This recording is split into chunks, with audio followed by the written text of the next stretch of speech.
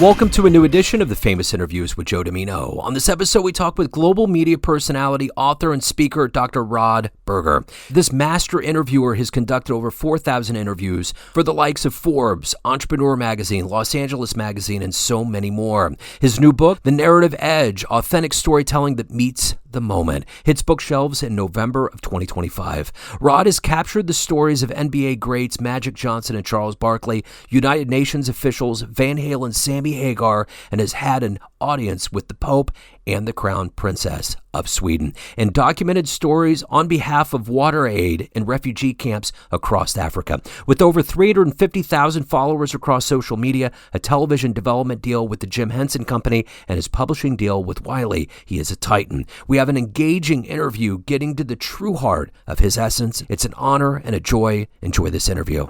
Well, man, I love what you're doing, your background. Thank you. I'm just absolutely honored to be able to interview you. So I appreciate that. That's very kind of you. Yeah, I appreciate you taking a minute out. And I want to begin our adventure into your various adventures by asking you this. 5 years ago, this pandemic changed everything for all of us. How did you get through the pandemic of 2020, and how much of living through that radiated into your world today? Wow, that's a good question. Not one that I have been asked. How did it impact me today? I mean, our impact... You know what's interesting about that? I feel like everything, it's sort of like zooming in on your life, but you don't have any choice in the matter. It was like the camera was zoomed all the way in to look at all of your flaws as an individual, as a parent, as a community member, as a spouse, just all the different quirks maybe they're not flaws, but it made me, you're very aware, you know, especially at that point in time. I mean, that COVID, that following that school year, my daughter, that was kindergarten for her, was COVID and masks and, you know, partition sort of walls or glass between desks and that kind of a thing. I had my own bouts with it as well. That was challenging. I was at Vanderbilt's hospital, and I was I was early COVID, and I was one of the only people there. So it was this very weird Twilight Zone kind of an experience. I think probably like most people, you just feel more vulnerable. Yeah, you know. And the interesting thing is, it's funny that you ask it in the way that you did, is that after COVID, then I had so many of the experiences that I talk in my book were post-COVID. When I talk about my travels and people that I've interviewed, and in those instances, the power. If somebody said, "Well, what's really the lasting power of those experiences?" I think it's because it allowed me to have a different relationship with time. Because that's another thing that COVID did for people. A day wasn't just a day anymore. A day was chunked differently. I think it was organized differently, right? If your kids went off to school prior to COVID, but now they're home, that hour can either feel like 2 or 3, or you can feel compressed, like you don't have enough time to even breathe because you have so much to do and now organize on top of your own life with kids and family and responsibilities. So it did give me a different relationship with time. And I will say, from an African perspective, in my trips to Africa, it's almost supercharged in that regard, because I think you do have a, time is not as we know it in the Western world, in different parts of the planet. And you see it in every which way, Joe. You can, you know, here I might say, well, after, you know, our conversation and interview, I'm hungry. I'm going to grab lunch or something like that, because my internal clock says this is about the time that I would be, you know, grabbing some food. But if I'm in a different country where that is just not literally and figuratively on the table, your body and mind adjust. So you just have a different relationship to time. So it's a long-winded way of saying, I think that looking back retrospectively, my understanding of time and the way in which I occupy that time and how it impacts me has been forever changed. It really is. It's returning that rental car over the spikes and knowing you can't back up. You just will not see the world in a different way. As a prolific interviewer and delving into the personalities of people, did you find that the process of interviewing was a regenerative, almost therapeutic activity for you living through that time period? You're a good interviewer, Joe. I appreciate that. I think there's probably, yeah, I would imagine that there's some percentage of that you can't, and that's kind of that's, I don't know if that's a secret sauce, but yeah, there are times where you connect with people and you maybe wouldn't say it, but maybe there's a look they give you or a response or a pause in a response that immediately sort of triggers there's a tripwire that says, "Oh, that reminds me of how my dad might have responded," or a best friend or a child, and I think over time, in combination, those interviews have taught me a lot about my own voice. And that's what's fascinating because I would have considered myself someone with, I'd say, stronger opinions when I was younger. I talk a lot in the book about my late father who grew up as a young person in Nazi Germany. And, he had a very strong personality in between really sort of extended bouts of silence because he just didn't know how to engage in a world that wasn't war-torn. Yeah. And I find that with other people that I've interviewed, that have been a part of wars. And so I had stronger opinions, I think, maybe because of that. But then going through and getting my doctorate in clinical psych, what's fascinating about that is, and I say this in just a little bit, but, you spend upwards of 7 years, or let's just say even a decade in your training. And what's the one thing that you could say that you wouldn't maybe say within sort of the hallowed halls of academia is that is a profession that kind of takes away your opinion or your understanding of where your opinion lies within yourself, because it's not your role to integrate in your bias, and you do your best to be able to be a neutral party to allow for the expression of experience, good, bad, ugly, and different by those that you're working with. Yeah. And so you do feel a little bit numb to opinions when you leave that world and you plug it into conversations with people and finding the timing of everything. It's almost like learning how to dance again or something like that. It's like, wow, I could do the two, I could, whatever. This sounds like I'm dating myself and that I'm much older than I am, but it's like, I knew the foxtrot, at one point. Yeah. And I had to reteach myself that. So yeah, I think it's gone a long way in helping me understand where my voice is, the power of silence, and not being afraid ultimately, Joe, of asking the question that in the moment you feel. Like I think so. My public speaking life, I think it's like someone who performs as an actor or a singer. There's a magic in front of a live audience, and you can read the room. And when you feel that, and you lean into something that you maybe at the outset would have said, "Oh, that's not an angle I'm going to take," but you do it because you feel it in the room, or with that one individual, and it works. Yeah. Wow, that's a drug of human interaction. I don't know how you quantify. Yeah.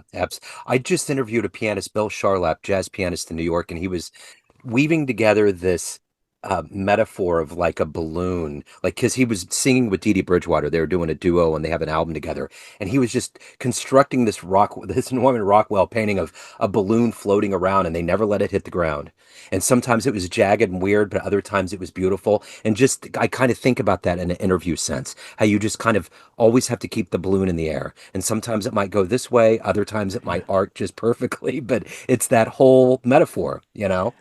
I'm going to use that if you don't mind. I love it. It's so true. I just think about even young kids and sort of that game of don't let it hit the floor, Yeah. right?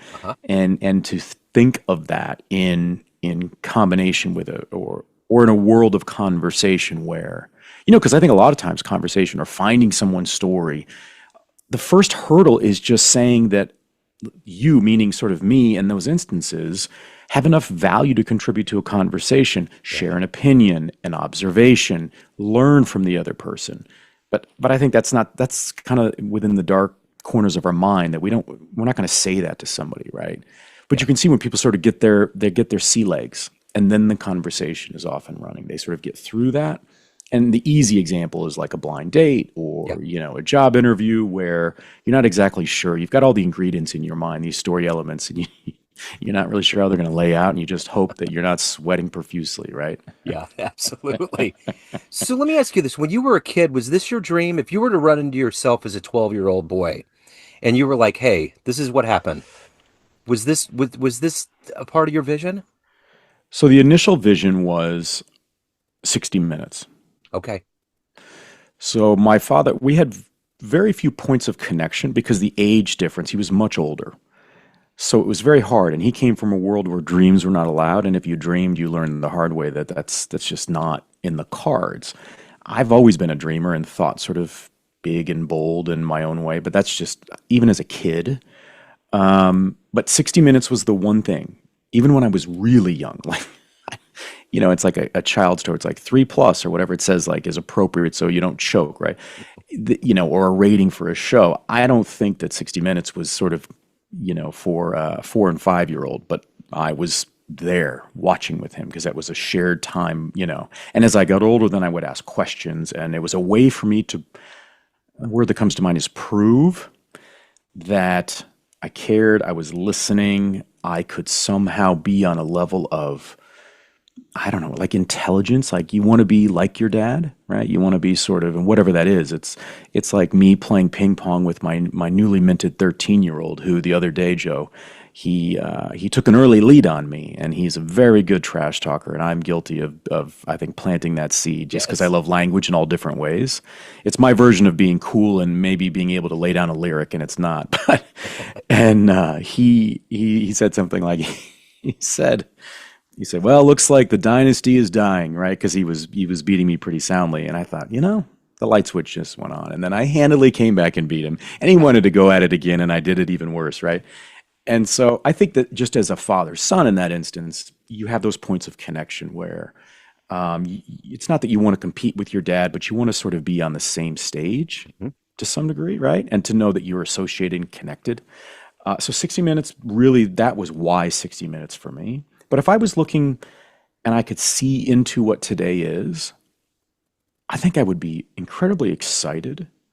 But I would probably, if I'm honest with you, I'd probably be incredibly reticent and downright nervous about how in the world would I get to where I've landed, because I did not take this prescribed route. I describe it as Forrest Gump, and I've had experiences where Forrest Gump has actually come up in very random experiences around the world where you say, okay, that's not a coincidence. So that would be my biggest challenge would be, I don't know if I have the stomach for trying to figure out this sort of I don't know, treasure map, right? Because I do know how lucky I am in the sights and sounds that have come before me, and the people that I've been humbled that have shared their time and their story. So, but yeah, I think I'd probably be pretty excited because I take pride in not being a one-trick pony in what I do and who I interview. And that's been at the outset. But I used to get a lot of flack for that. I don't know about your experience in the interviews that you choose, but people would say to me, well, why do you, in 1 week, you might interview someone in entertainment, a politician, an investor, a mom who started a bakery that's taking off, whatever it is. Or I would interview high school students that were doing amazing things. And I'd say, it makes me better. We're all humans. It's just about where on the spectrum of life are we? It's like a slide ruler, Yeah. It's that Malcolm Gladwell idea. I mean, once you get to that 10,000 hours, it's like, but it's also, life is fascinating because people will ask me, they're like, wait, so you got a jazz radio show, but you do all these others. It's like, I'm just fascinated. I think that especially in podcasting, we're entering a therapeutic realm of celebrating ourselves as human beings and professionals because the media paints it so black and white. There's so much gray area. We're all doing so many wonderful things and heading towards the same sun. It's so true. And that's what I love about your show. So I don't play music. That's not my area of expertise. Yeah. I've been very fortunate to be around very famous and successful musicians, and that's been just powerful. In the same way that when I'm meeting a Hall of Fame athlete, that would have been a dream of mine, but that just wasn't in the cards. But I do reference jazz. Yeah. In a lot of things when people will ask me about my writing. So this is, and maybe you're the perfect person in this regard. You tell me if I'm far off the field here or off the ranch. But I take pride, especially in my writing. I think that, so literary agents, the big thing they'll talk about is, does that writer, have they found their voice? To me, that's all about rhythm. That's about the pacing. That's the do we have it? Do we, that there should be a sensibility of it. Now we can feel that in a poem because their poems are generally or typically shorter, Yeah. right? Experiences it's like a short film or something like that.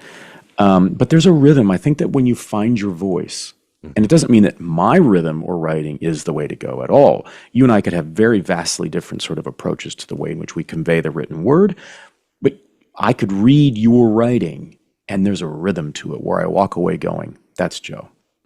And that for me, that's, if I do that and I'm expressive in the way that I do that, that's just like going and listening to someone, who plays bass guitar in a jazz group. And it's like, I recognize that. I know the sound, I know the temp, like that's who's playing this. You know what I mean?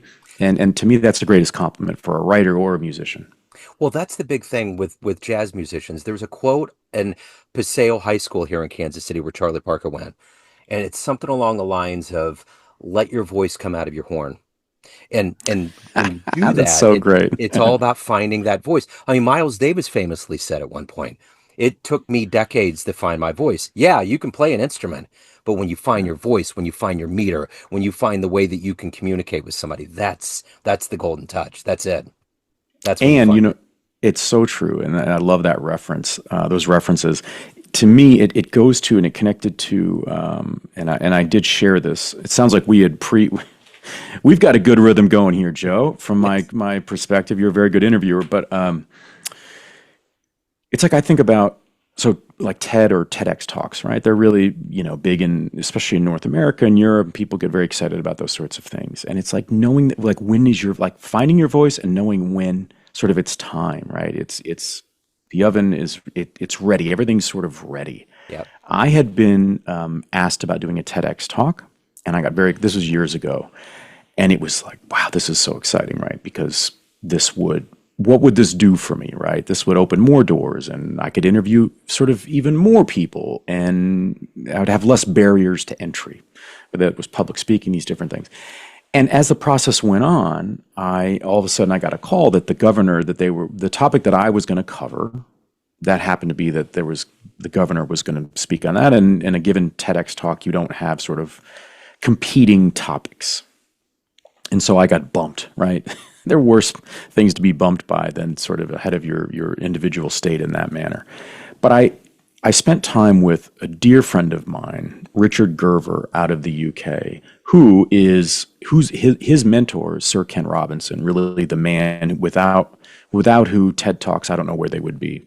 He passed away a few years ago, but I had the honor of interviewing him on a couple of occasions, meeting him in person, sharing a glass of wine with he and his wife one afternoon. And if you haven't seen his TED Talk, go back to it on creativity. Sir Ken Robinson is the scribe of our time in so many ways. And Richard said to me, I was so down about not getting that TEDx talk, right? And he just said, your story isn't ready yet. And that resonates with me even today. It's just a way to sort of step back, big picture, in the moment, right? I think you want to have that sort of gung-ho, you're ready to sort of attack the world and life, but sometimes I needed Obi-Wan Kenobi to kind of tell me, hey, young Jedi, wannabe, right? Right, exactly. So I don't know, when you talked about that Charlie Parker element, that quote, that's what, and so it doesn't have to be a TEDx talk, but I think it's in anything. It's this notion of, am I ready? Is my story ready? Has it matured to the point where I think I can apply different elements of learning and wisdom, right? Like I like to talk about it's the characters we play in the stories that we live. And what character are we playing and who's in charge of our story? And if we're not in charge of it, in essence, why? Because there may be a fantastic reason, a very relevant reason that I'm playing the oak tree on the stage at a local Kansas City elementary school. Yeah. Right. Young Rod is not ready. Joe takes the stage, and Joe's got the commanding voice and presence to lead our school play. That's okay, because maybe there's a lesson in that, right? And so not all stories have to be glamorous or happy endings. And we know that. The power of song is, right, when you're a kid and someone breaks up with you, or you don't make the soccer team or the basketball team, or you don't get picked for the play. Oh, those are just devastating moments, right? Yeah. Sort of if you zoom into the bubble of that experience. And what what aligns with us and also brings us out of it, outside of friends and family potentially. Yeah. Music, right? Song. That's it. That's it. I remember the first real big interview I had in the jazz realm was with Sonny Rollins, and my engineer, who's one of my best friends ever, said to me something very poignantly. And he said, when you have an interview with somebody, you think it's a one-way avenue. He was just taking the gist of me, but he said it's a two-way avenue. They both they get something from you. What has that been like to relive this life that you've lived in your book? What was that two-way avenue that was such an epiphany for you as you wrote this book? Wow. It's so funny because I think of two things come to mind. I think one, there's a preciousness to life, and that may sound a little hokey, and I don't mean it that way, but I kind of do as well, especially during the chaotic times I think that our planet is undergoing right now. I'll give you sort of the spectrum here, right? So in one instance, I'm at a refugee camp in northwest Uganda, and I'm there to study storytelling in Eastern Africa that's gone back just generations. Incredible bucket list that you wouldn't even know you should put on the bucket list, but to be able to do that just means, it evokes the questions of like, why me? Like, how did I get so lucky to be able to do that? And a young man who at the time, this is a couple of years ago, I believe he was 26. He was South Sudanese. His entire family, outside of he and his mother, had been murdered, and he'd been in this refugee camp for years. He now was at a point where he could not attend the school at the refugee camp because he was too old. Yet he wanted to be a medical doctor. And when I met him, I have never, even to this day, Joe, I have never been in the physical presence of someone whose eyes told more of a story than his. Well, it's like we can use the word purgatory. And I don't know if okay, that just sounds terrible. I don't even know if I have a concept of what maybe that is, at least in the Western world. Like, what is that? Yeah. There weren't even fumes of hope emanating from him. He was in what I would deem as purgatory, the ultimate purgatory. Because his mother had left the year before because she couldn't stand knowing if anybody had survived. And so he didn't even know if she was alive. And he was on his own, on planet Earth, among 70,000 refugees, and we spent a few minutes. I got some of that story. The next day I was walking with somebody and I saw him, and he was just sitting in this dark green, like plastic chair that you see around, like when I've been in Africa. It's just, it's like, the life of a plastic chair in Africa, I'd, do a story on that. It might be fascinating. Yeah. And I, to this day, regret that I didn't politely exit the conversation I was in and just go and not even just sit with him. Yeah.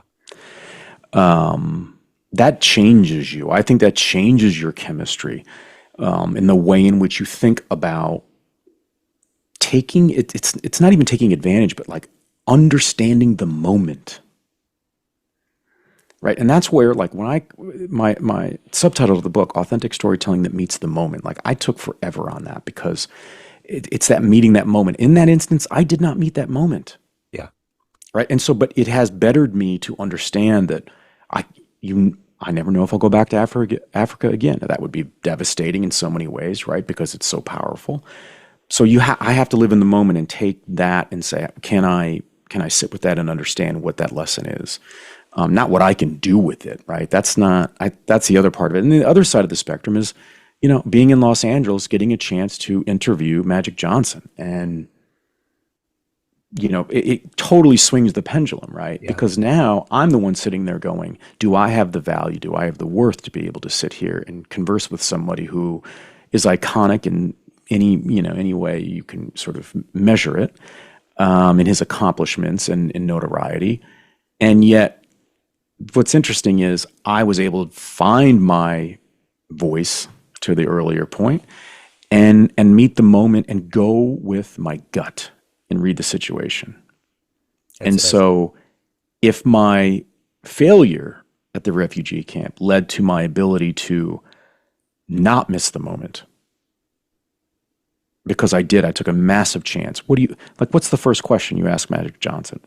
you know, when they're miking you up and there are all these people in the room and the heat's getting on you and you have to be a cool customer, right? I mean, what do you do? And Yes. so that's to me, those are they're like polar opposites, but yet to me, they're like back to back. Yeah. Yeah. I totally get what you're saying. What was a dream interview for you that came to fruition or that you want to see come to fruition? Well, I will tell you, I'm endlessly interested in whatever is next. Yeah. Right? I get it. I don't care. Probably, I mean, if I lose that, then I've reached my own version that does not equatable to what that individual. His name was Mawa Emmanuel, the refugee. So I'm always curious about what that is because there've been so many times where I would not have known. It's like when I interviewed. I'm a huge sports nut. Like the stories of sports helped raise me in many ways, and so I would live and die with my Detroit teams. I mean, my day at school would be better or worse depending upon what my bad boys were doing, Yeah. and so yeah,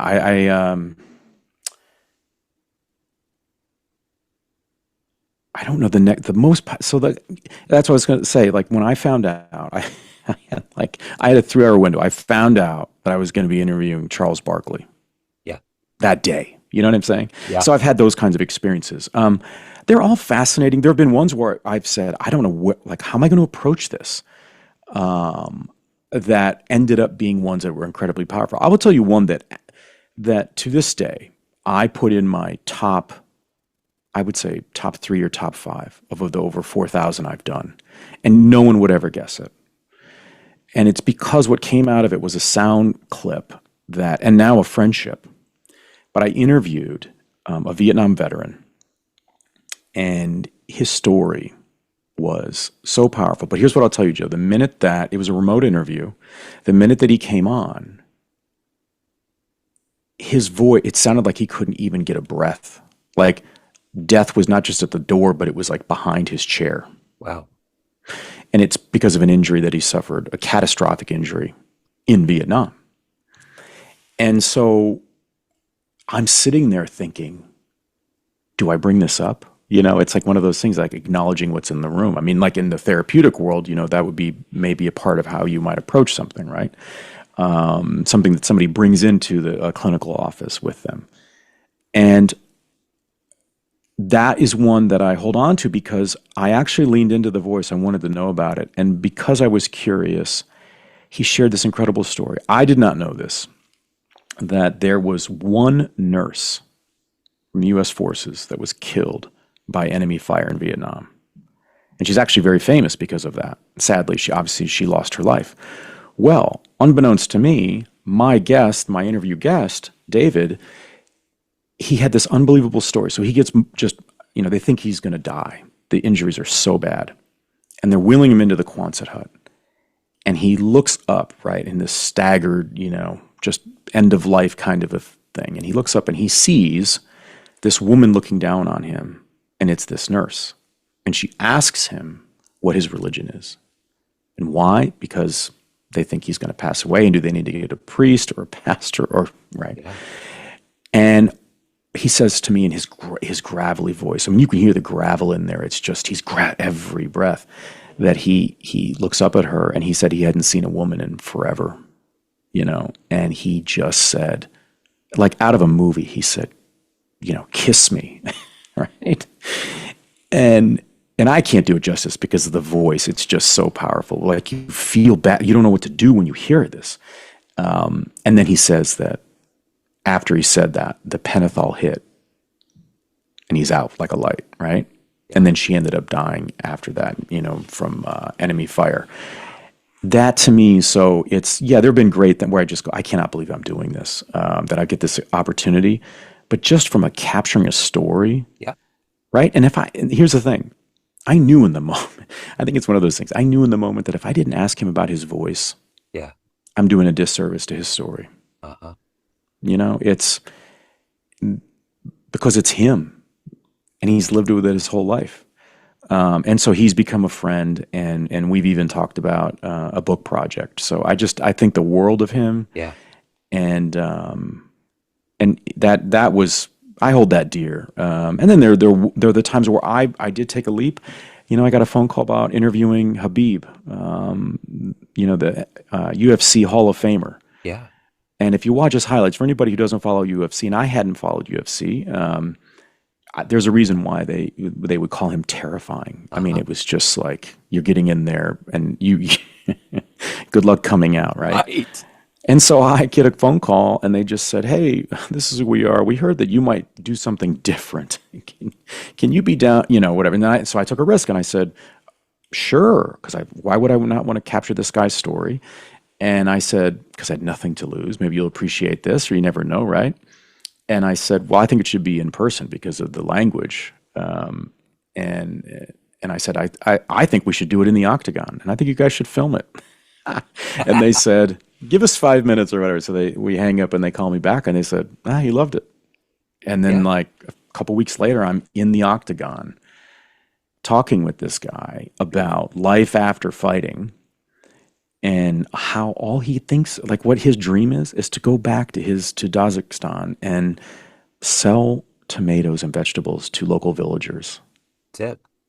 And I thought, and what was nice, of course, you never want to read feedback and stuff because you just don't, right? The sort of these, the dark hole of like commentators through social media.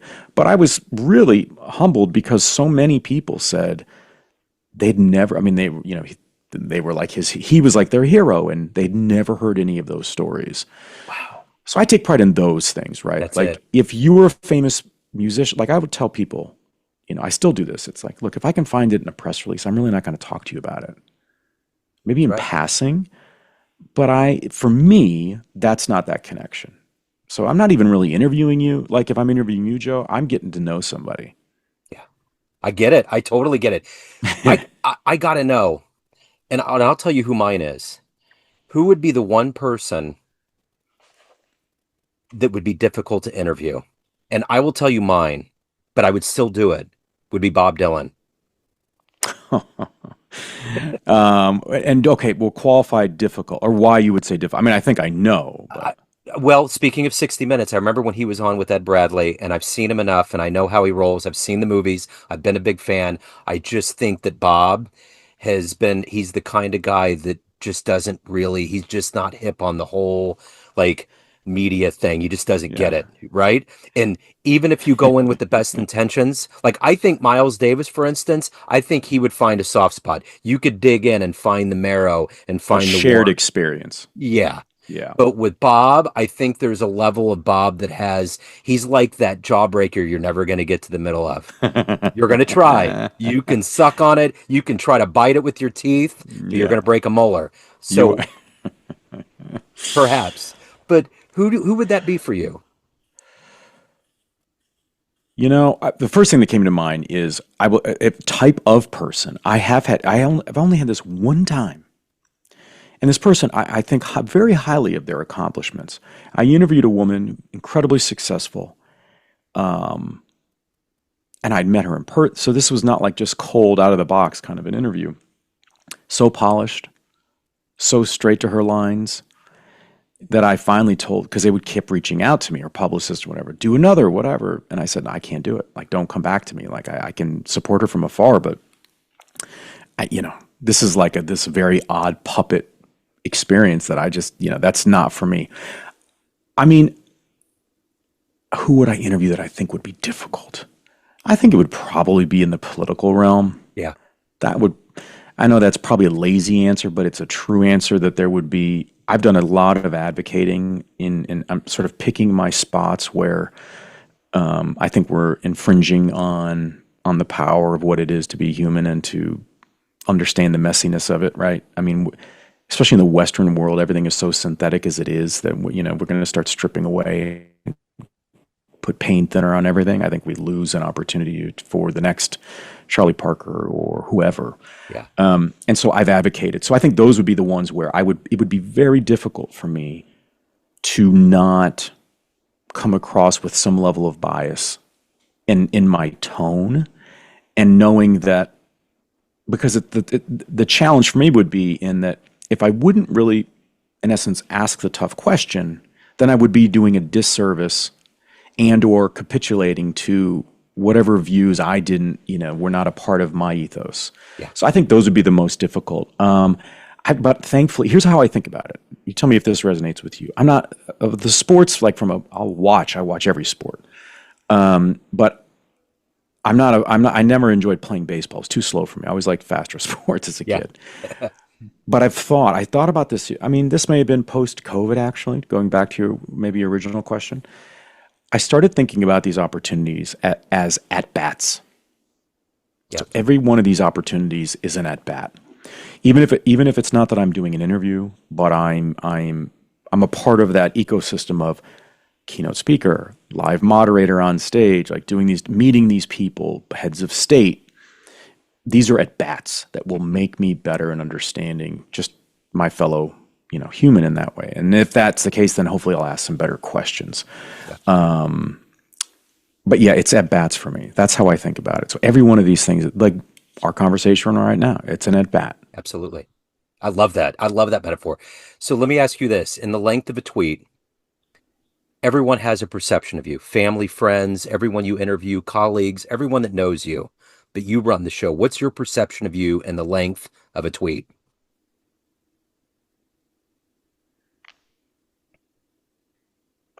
Perception of me, great question. Length of a tweet. See, that's the difficult part, Joe. I would say I'd like to think the perception is that my efforts, something around genuine, right? I've lost a heck of a lot more than I've won. I know that much. And a lot of that is because I'm a guy who says yes to almost everything. Yeah. And so something that would sort of string together an openness or vulnerability that may be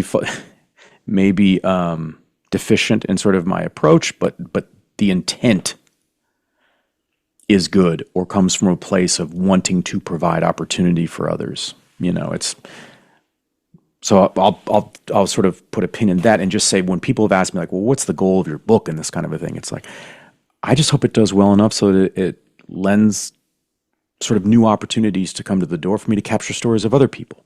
Yeah. Like in the next thing, it's not about, and so that's the hope. Your book is wonderful, The Narrative Edge. If anybody wants to get a copy, they want to see any of your work, any of the good business in your world, where's the best place for people to go? Well, appreciate that, Joe. I would say just drrodberger.com. Pre-orders are right now. I guess, that's a part of writing. Even when you have a publisher and everything, you just don't understand those components. And I'm learning very quickly. So pre-orders are going on. It hits bookshelves November 12th. So now I'm just working on different elements. Tour stops, remote tours, that kind of a thing. But yeah, and all my handles are Dr. Rod Berger. So whether it's LinkedIn or Instagram, and I don't have anybody running those things. So if you message me and you get a message back, it's me. It's not a bot or somebody, someone younger than me without gray hair who's just kindly responding with my voice. That's it. It's the real deal. That has to be a lot of fun, man, to be able to kind of encapsulate this life, to put it out there. I just think when I look at like the romanticism of things that people get to do, writing a book is hard, promoting it is harder, and then to be able to go out and to indulge those that really dig what you're doing, that has to be a lot of fun. Yeah, well, I mean, we'll see how that plays out. I hope so. I've been very humbled because I understand now the power of testimonials and blurbs, and I have received countless from around the world because I've been very lucky that my network is global. And that's pretty humbling that I'm getting the same sort of response to the sheet of music that I've put together in the form of a book. Yeah. And that's very humbling. So yeah, I look forward to what that will, and we will see. I've got a lot of travels coming up here quite shortly overseas, and I hope that it translates, no pun intended, to those environments as well. Absolutely. Dr. Rod, this has been an absolute honor. Thank you so much. Thank you for your time. Thank you for your story, and good luck with everything. I look forward to what comes next. It's wonderful. Thank you, Joe. You've been really a wonderful interview. I really appreciate it. Thanks for tuning in to another famous interview with Joe Dimino, where we cover the world of art, literature, business, spirituality, music, and more from around the globe. Our esteemed theme music was composed and produced by the great E.E. Pointer of Kansas City's River Cow Orchestra. If you want to hear more interviews, visit the Famous Interviews with Joe Dimino channel on YouTube. You can also find us on Spotify and Apple Podcasts. Thanks again for listening, and until next time.